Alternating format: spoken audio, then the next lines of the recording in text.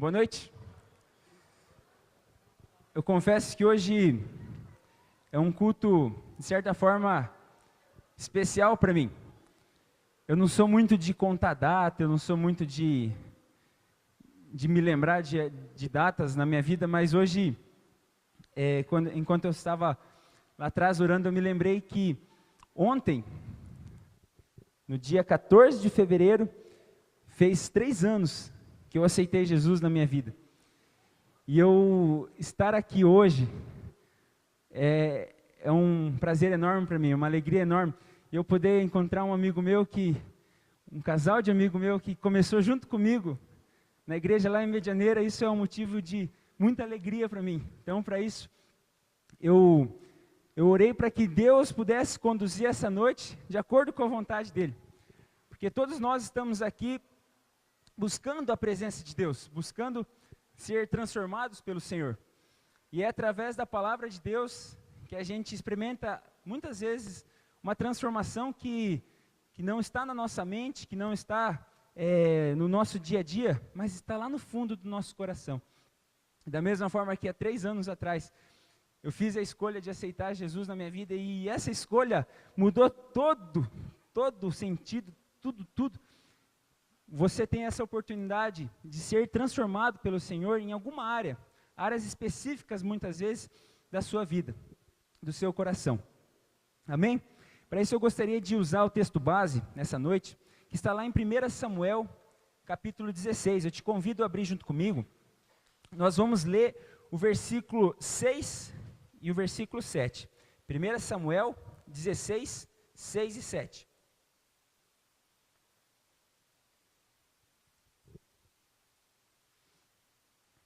Todo mundo achou? Quem achou diz amém. Amém.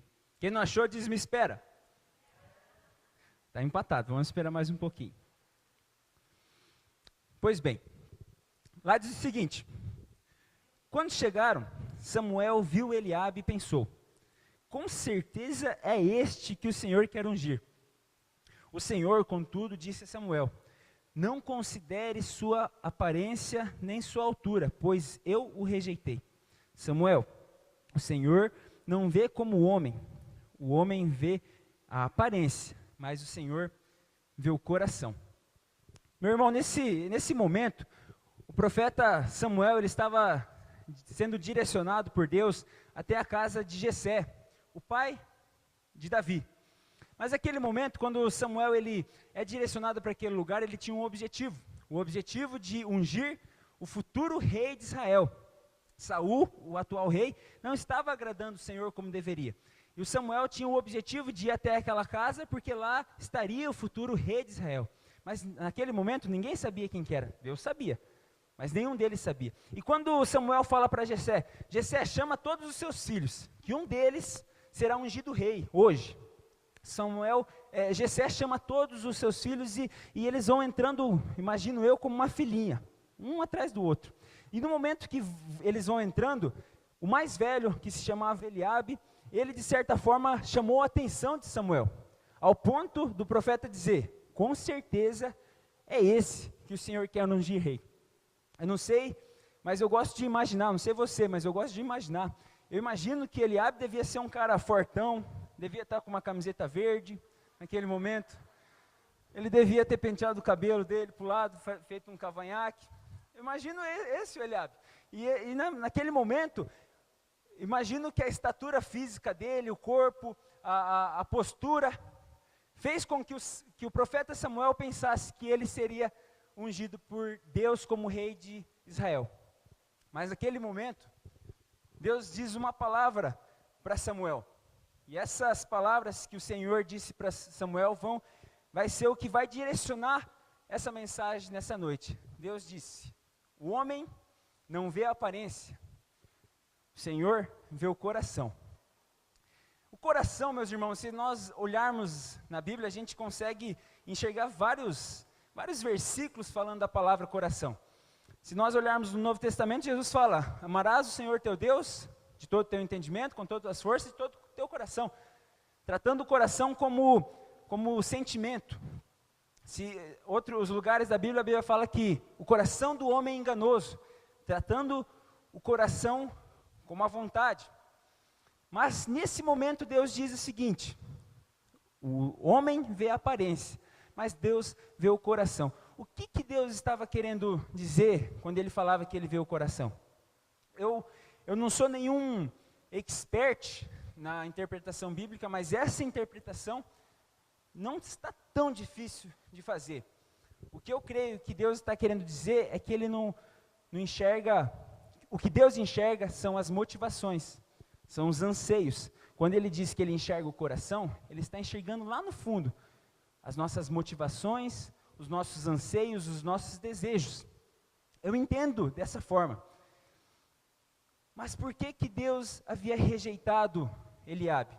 Porque o coração de Eliabe não estava pronto, não estava preparado para cumprir o propósito de se tornar rei de Israel. Mas o coração de Davi estava.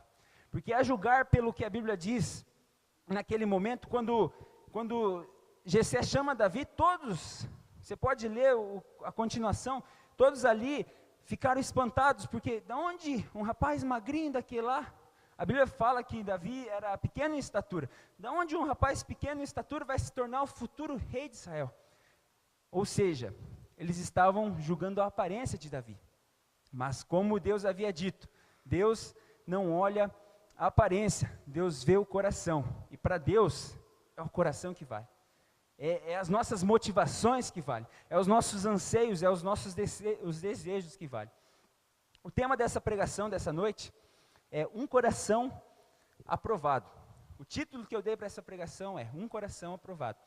E eu tenho um objetivo de trazer essa mensagem para você nessa noite.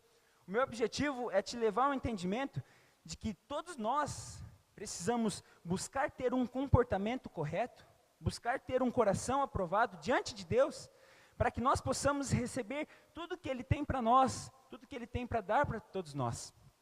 E a base disso, no Novo Testamento, é justamente o que o pastor Tiago falou aqui no louvor: acreditar que Jesus é capaz de mudar a nossa história, acreditar que Jesus é capaz de mover todo o resto para que nós possamos ser transformados. Foi isso que Ele fez naquela cruz, nos deu a oportunidade de sermos transformados, de ter livre acesso com o Senhor. Quando nós cremos que Jesus morreu e ressuscitou para nos redimir dos nossos pecados, quando nós cremos que isso aconteceu por causa de nós, o Espírito Santo vem habitar dentro de nós. E é o Espírito Santo quem nos faz buscar ter um comportamento aprovado dia após dia. Eu não tô aqui falando sobre salvação, mas eu estou falando sobre um comportamento diário, nas diversas áreas da sua vida. No seu trabalho, na faculdade, com sua esposa, com seu marido, com sua mãe, com sua filha, com seus amigos. Em todas essas áreas da nossa vida, nós precisamos buscar um comportamento aprovado, porque um comportamento aprovado agrada a Deus. E é esse o nosso objetivo, agradar a Deus é o que importa. Todas as nossas motivações, todos os nossos anseios, devem buscar agradar o Senhor.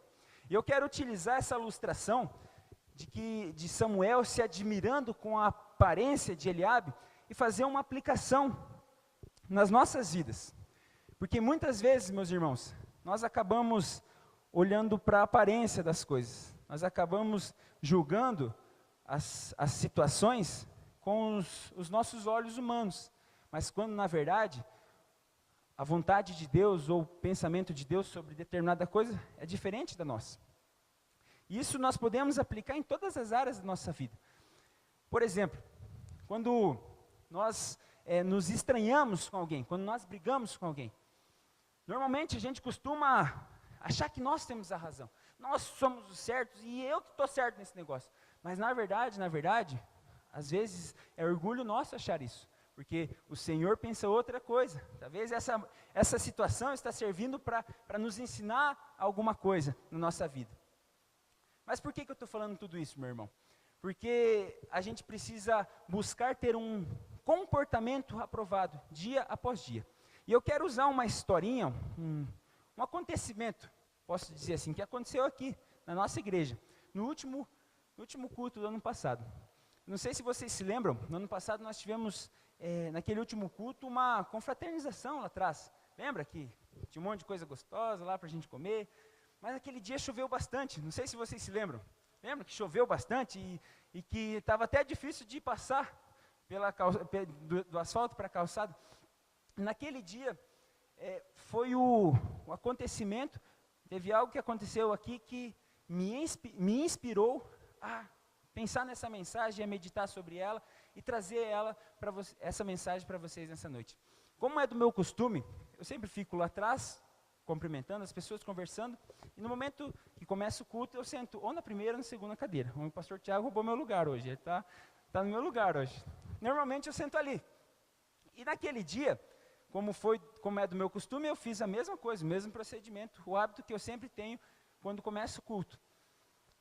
Só que eu percebo uma movimentação na minha esquerda.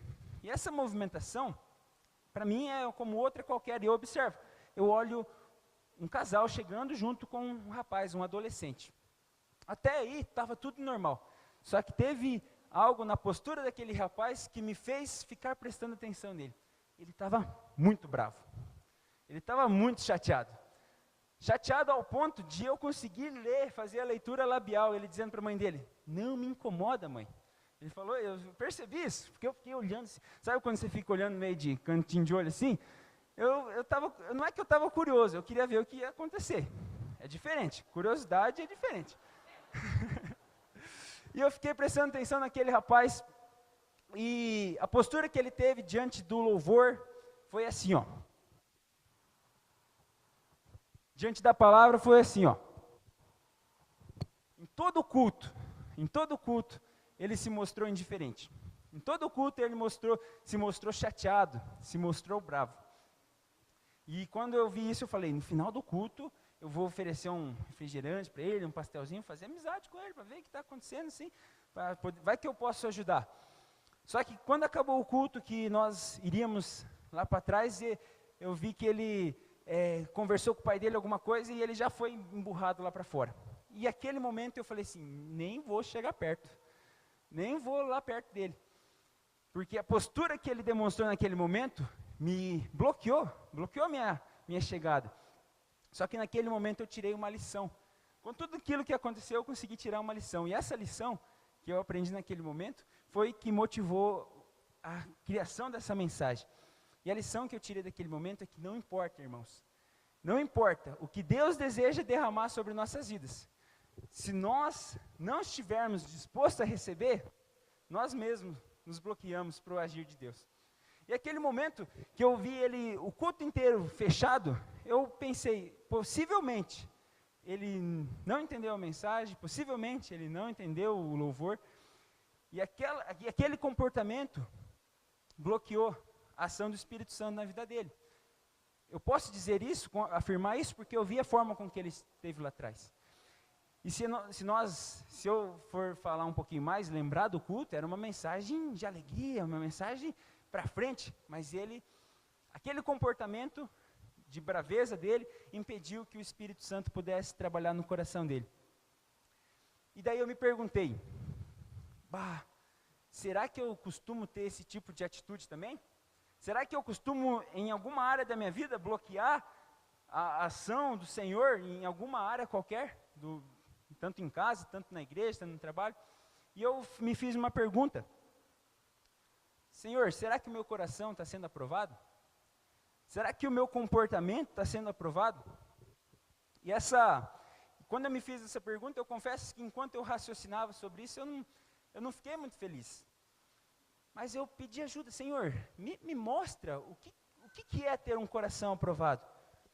E Deus, sabendo que eu gosto que Ele me prove as coisas com algum versículo bíblico, não que Ele precise disso, não que Ele precise me provar, mas naquele momento, enquanto eu pensava sobre isso, eu me lembrei de uma história que eu já contei para os jovens no F5 umas 2 vezes, tanto que o Fred até, de novo, vai falar sobre isso. Eu falei, tu sabe 2 vezes, mas a igreja não sabe. Eu me lembrei dessa história que eu contei no F5, a história de um homem chamado Samá. Abra lá comigo, irmãos, em 2 Samuel, capítulo 23, versículo 11 e 12. 2 Samuel 23, 11 e 12. 2 Samuel vem depois de 1 Samuel. Que revelação. Lá diz o seguinte, quem não achou pode acompanhar aqui na frente. Tradução NVI, diz assim: depois dele, Samá, filho de Agé de Arar, os filisteus reuniram-se em Leí, onde havia uma plantação de lentilha. O exército de Israel fugiu dos filisteus. Mas Samá tomou posição no meio da plantação, defendeu-a e derrotou os filisteus. E o Senhor concedeu-lhe o quê? E o Senhor concedeu-lhe uma grande vitória. Quando eu pensava sobre essa história, eu me lembrei do que aconteceu com Samá. E eu quero trazer a aplicação para a nossa mensagem falando sobre a motivação. A Bíblia aqui, ela não apresenta em nenhum momento desse texto que um anjo apareceu para Samá e falou assim: Samá, vai lá defender essa plantação. A Bíblia não mostra nesse contexto que Deus se mostrou para Samá e falou: Samá, vai lá e defende essa plantação. A Bíblia não mostra isso. A Bíblia mostra um homem que decidiu lutar por algo. A Bíblia mostra nesse momento, fala a história de um homem que decidiu tomar uma posição, decidiu ter uma postura de guerreiro, decidiu ter uma postura de um homem valente. Desde antigamente, meus irmãos, uma das estratégias de guerra que o povo lá usava era roubar as plantações na época de colheita, porque isso impedia que o povo, ou até mesmo o exército, pudesse se alimentar e pudesse ter a comida que eles precisavam. Então, uma das estratégias era ir lá e roubar a comida deles, para que o exército que roubou pudesse ter alimento e o povo não tivesse. Mas nesse momento, o povo filisteu estava indo roubar uma plantação de lentilha do povo de Israel. E Samá, no meio daquele todo entreveiro lá, ele se coloca sozinho no meio daquela plantação e ele se dispõe para lutar contra um exército inteiro. Como eu disse, eu não sei vocês, mas eu gosto de imaginar as coisas que eu leio na Bíblia. Imagina só, um homem sozinho, lutando contra todo um exército. Era como se ele quisesse dizer o seguinte: vocês só vão roubar aqui, passando por cima do meu cadáver. Pensa num cara corajoso, esse rapaz Samá. Só que a atitude que ele estava tendo naquele momento, ele estava se baseando em uma promessa que Deus havia dito, que os povos ao redor seriam subjugados pela nação de Israel. Então, a postura que Samá tem de defender aquela plantação de lentilha, com a motivação de justamente fazer com que a promessa de Deus pudesse acontecer, pudesse ser efetuado naquele momento. Todo o resto do povo havia fugido. Aquela postura do povo de fugir, o resto do exército ter fugido, era uma postura de amedrontamento, era uma postura de medo, era uma postura de covardia. E esse comportamento não agradava o Senhor. Essa postura, essa motivação de medo, não agrada o Senhor. Mas naquele momento, Samá, ele tem uma postura de coragem. E essa coragem que ele demonstra, essa motivação que ele se coloca naquele momento, no meio da plantação, é o que faz a mão de Deus agir a favor do povo de Israel. Porque a Bíblia é bem clara em dizer isso. E o Senhor concedeu-lhe uma grande vitória. Essa expressão, essa afirmação que a Bíblia diz que o Senhor é capaz de agir, oferecendo naquele momento uma vitória, por causa de uma atitude, por causa de uma motivação do nosso coração, ela tem a capacidade de mexer muito comigo, meus irmãos. Sabe por quê? Porque tem muitas pessoas, muitos de nós, inclusive eu em muitos momentos, que está esperando que Deus faça um milagre nas nossas vidas, sem nós ao menos não fazer nada por isso. Tem muitos de nós esperando que Deus faça milagres na nossa vida, sem ao menos nós não ter uma postura de fé, sem ao menos não termos uma postura de acreditar que Deus é poderoso. E quando eu entendi isso, eu fiquei, de certa forma, chateado comigo, porque muitas vezes eu não compreendo que é necessário uma postura de fé minha para mim agradar ao Senhor. E entendendo tudo isso, eu entendi aquela frase que a pastora Janete disse algumas vezes, que o sobrenatural anda junto com o natural. E a aplicação que eu fiz na minha, e que eu acho que você pode aplicar na sua vida, é que às vezes o sobrenatural vai acontecer se o natural estiver andando junto. Quer ver um exemplo? Durante um tempo da minha vida, eu queria muito passar num concurso público. Eu fiz muitos concursos, fiz uns 6, 7. Mas em todos eles, eu não estudei nenhuma vez. Às vezes a gente quer passar num concurso público sem ao menos estudar. Nesse caso, o sobrenatural é passar, o natural é estudar. Mas a gente quer passar no concurso sem ao menos estudar. Outro exemplo, ficar rico, ganhar dinheiro, mas não trabalhar. O sobrenatural é ficar rico. Entendam que eu estou fazendo a aplicação. O natural é trabalhar. Às vezes a gente está buscando, às vezes a gente está querendo que Deus faça um milagre na nossa vida, sem ao menos nós não termos uma postura de fé. Meus irmãos, nós precisamos entender que sem fé é impossível agradar a Deus. Em todas as áreas da nossa vida, sem fé é impossível agradar a Deus. Samar, você pode dizer o que for, mas Samar teve fé. Porque ele lutar sozinho contra um exército inteiro é uma postura de fé. Acreditar que Deus estaria com ele e que Deus efetuaria uma grande vitória. Durante um momento da minha vida, meus irmãos, eu tive a oportunidade, graças ao Senhor, de experimentar uma posição de fé que eu tive que ter.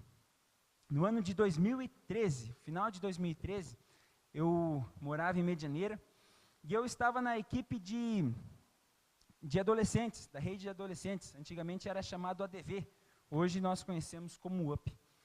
Nós estávamos em 5 pessoas na equipe. E uma delas era a dona Paula, esposa do pastor Dudu, alguns de vocês conhecem.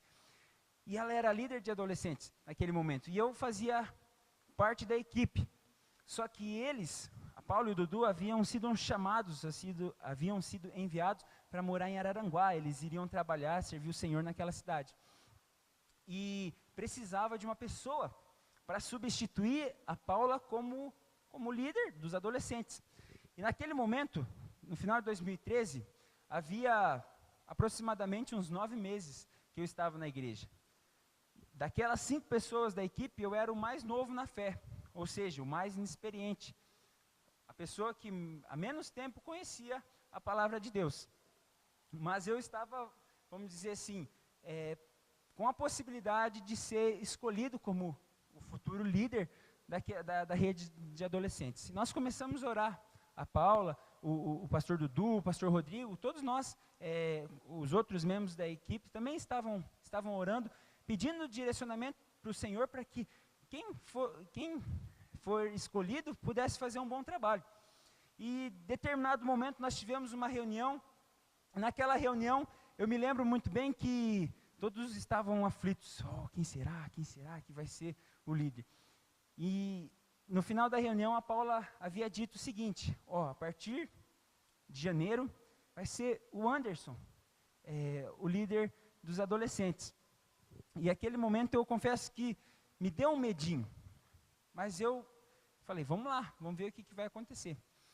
Só que os outros 3 da equipe não concordaram muito com essa escolha. E eles, na verdade, eles queriam que a liderança fosse compartilhada. Mas nós prosseguimos, continuamos, aquele trabalho meio incerto que a gente fazia, porque eu não sentia total apoio dos outros 3 membros da equipe. E a gente começou o ano, eu liderando os adolescentes e a equipe junto me ajudando. Só que, meus irmãos, infelizmente, as coisas não saem sempre como a gente deseja. Aquele momento a nossa equipe rompeu. Os 3 acabaram saindo do ministério, da faixa etária, por não concordarem muito com aquela escolha que a Paula havia feito. E eu fiquei sozinho. Vocês não sabem como é ruim, gente. Trabalhar num lugar, num ministério sozinho. Se sentir solitário. Isso é horrível. Eu não desejo para ninguém. É muito ruim. E naquele momento eu tive a oportunidade de experimentar isso. O problema, o pior de tudo, é que eu me achei culpado. Comecei a achar que eu era o responsável por ter quebrado a equipe, por ter fiz alguma coisa errada, eu pensei. E me deu muita vontade de desistir. Deu muita vontade. Eu confesso que eu ia para o pastor Rodrigo e quase falava, ó, pastor, arranja outro aí, porque eu me achava culpado, eu me achava que eu tinha sido o responsável. Só que num dia eu orando, na minha casa lá em Medianeira, eu tive a certeza, meus irmãos, eu não sei explicar, mas é algo que é o Senhor que nos proporciona isso. Eu tive a certeza de que as coisas iam se ajeitar. Daí eu fiquei tranquilo, eu falei, então tá, vamos ver o que dá esse negócio. Daí a gente cria umas coragens, igual Samar, não sei de onde que surge umas coragens na gente. E fomos em frente. Fiz dois up sozinho. Eu não cantava, eu colocava uma música lá, ministrava, pregava e fazia o resto e beleza, fiz 2 vezes assim. Só que eu tinha certeza que as coisas iam se ajeitar. Só que, aos pouquinhos, outras pessoas da igreja começaram a ser inquietadas pelo Espírito Santo, e elas chegavam até mim e falavam assim, Anderson, não estamos pensando em ajudar aí nos adolescentes, a gente pode... Eu falava, claro, gente, vem, pode vir. Eu estava aceitando todo mundo. Eu estava sozinho, eu e mais alguns já servia. Mas as pessoas que Deus começou a levar para aquele momento foram pessoas que ajudaram tanto, foram tão especiais, pessoas que contribuíram para que a igreja, os adolescentes pudessem quase triplicar de número. Só que eu tenho certeza, gente, eu tenho certeza absoluta que não foi por minha causa. Isso eu posso afirmar com todas as letras, porque eu sei que eu não fiz nada demais. Eu percebi que o Senhor se moveu através da minha escolha. Porque se eu tivesse desistido, eu não teria visto a mão de Deus agindo na vida daqueles adolescentes. Se eu tivesse tomado uma posição de covardia, eu não teria visto a mão de Deus agindo em todo aquele ano. E essa experiência serviu para que eu pudesse testemunhar hoje aqui, que às vezes Deus só espera de nós uma postura de fé. Deus só espera de nós um posicionamento de falar assim, Senhor, vamos lá. Senhor, se o Senhor estiver comigo, a gente vai em frente. E essa busca de não desistir, essa busca de se manter firme, é o que deve estar em todos os nossos corações, tanto no meu, quanto no de vocês. Porque às vezes, o nosso comportamento diante das situações determina se nós conseguiremos a vitória ou se nós não conseguiremos a vitória. O Senhor é todo poderoso, Ele faz o que Ele quiser, mas a forma com que a gente age diante das pessoas e diante de Deus determina muitas coisas. Você quer ver um exemplo? Na tua casa, como é que tem sido o teu comportamento junto com teu esposo, com a tua esposa? No teu trabalho, como é que tem sido o teu posicionamento com o teu chefe? Na igreja, o teu posicionamento com o teu líder? Será que você procura ter um comportamento aprovado em todas essas áreas da sua vida? Estava compartilhando hoje de tarde, aqui na igreja com a Usana, e nós estávamos conversando sobre essa mensagem, e eu compartilhei com ela que às vezes, para agradar a Deus, nós temos que desagradar a nós mesmos. Para agradar a Deus, para ter um comportamento que agrade o Senhor, às vezes nós precisamos abrir mão do orgulho, abrir mão daquele sentimento de achar que nós somos os corretos. Para agradar a Deus, muitas vezes nós precisamos desagradar a nós mesmos. E para complementar, quando eu saí dali, eu perguntei, Senhor, qual que é o comportamento? Qual que é o comportamento aprovado? Como fazer para te agradar?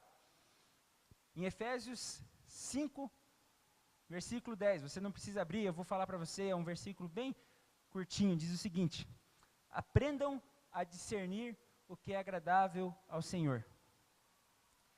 Meus irmãos, eu não estou aqui para dizer para vocês o que vocês devem fazer em cada área da sua vida. A igreja não está aqui para falar, você tem que fazer isso, tem que fazer... Não está isso, não está aqui.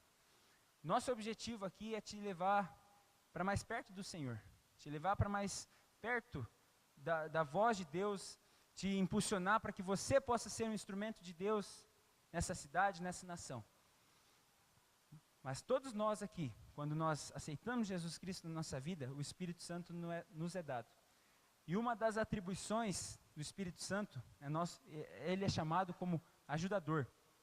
Quando a Bíblia fala, aprendam a discernir o que é agradável ao Senhor, nós precisamos ter um posicionamento na nossa vida de perguntar para o Senhor, Senhor, o que é certo eu fazer? O que agrada a Ti, Senhor? Durante uma briga com a minha esposa, o que é certo eu fazer, Senhor? Será que é eu bater a porta e ficar bravo com todo mundo e não olhar para ela?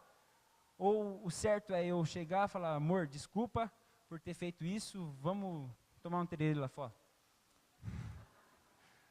O que agrada o Senhor?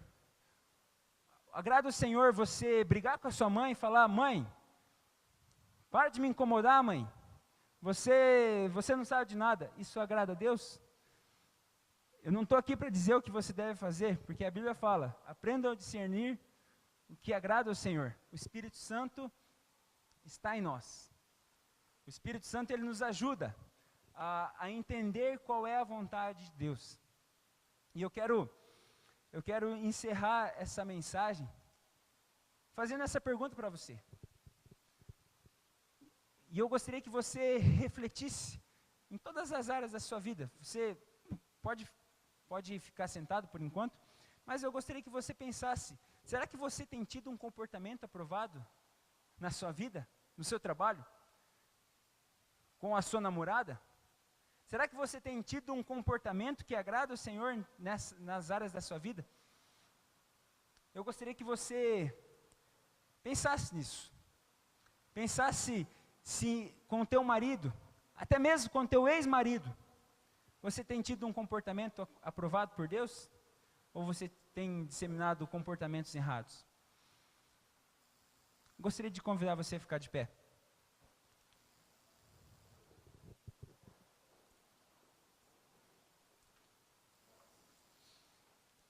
Em que áreas da sua vida, meu irmão, a sua motivação, os seus anseios, os seus desejos precisa mudar?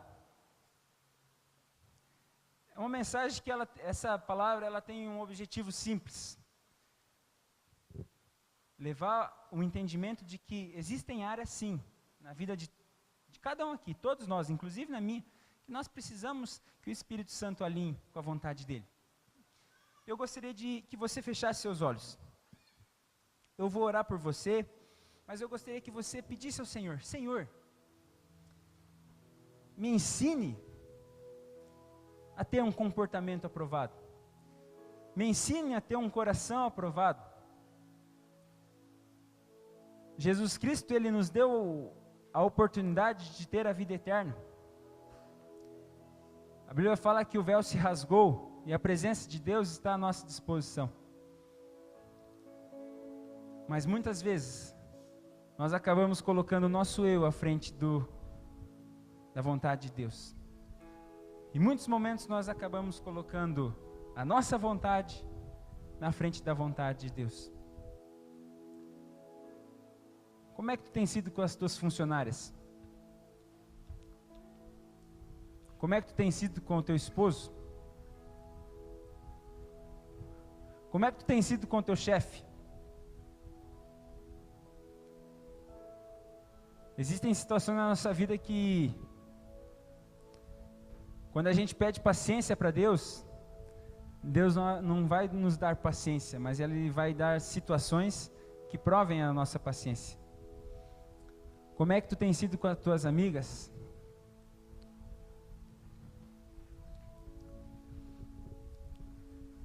Eu gostaria que você fizesse uma análise no seu coração. E diferente daquele rapaz naquele dia, deixasse com que o Espírito Santo pudesse te ensinar a como ter um comportamento, um coração aprovado pelo Senhor. Aquele rapaz aquele dia se fechou, se bloqueou, perdeu a oportunidade. Mas hoje nós temos a oportunidade de ouvir a voz de Deus. Senhor, Espírito Santo, nós agradecemos a Ti, Pai, porque Tu és misericordioso, porque Tu és bom, porque Tu nos ama, porque o Senhor nos amou primeiro, Senhor, nos dando o Seu Filho Jesus para morrer por nós naquela cruz, abrindo o caminho, Senhor, para que todos nós pudéssemos ter uma vida eterna mediante crer naquilo que o Senhor fez. Só que em muitos momentos, Senhor, nós acabamos esquecendo disso e acabamos, Senhor, colocando a nossa vontade, colocando aquilo que nós achamos certo acima daquilo que o Senhor diz que é certo. E nós queremos nos arrepender disso, Senhor. Nos arrepender, Senhor, de tantas vezes ter desagradado a Ti. Tantas vezes, Senhor, ter sido impulsionados por um comportamento de raiva, de ira, até mesmo de medo, de incerteza. E nós queremos pedir a Ti, Senhor, que o Teu Espírito Santo possa estar nos ensinando, Senhor. Nos ensinando, Senhor, a que em todas as áreas da nossa vida, Senhor, nós possamos ser trabalhados pelo Teu agir e trabalhados pela Tua vontade. Para que a nossa escolha diária, Senhor, para que a nossa escolha diária seja fazer aquilo que agrada o Teu coração. Senhor, aqui está a Tua igreja, aqui estão os Teus filhos. O Senhor conhece o coração deles mais do que eu. O Senhor conhece a vida deles, o coração deles mais do que eles mesmos. E nesta noite, Senhor, nós queremos levantar um clamor a Ti.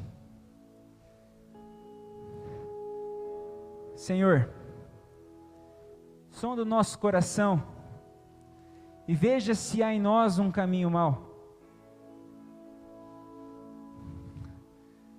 Sonda, Senhor, os nossos corações e veja se há em nós, Senhor, um caminho que precisa mudar.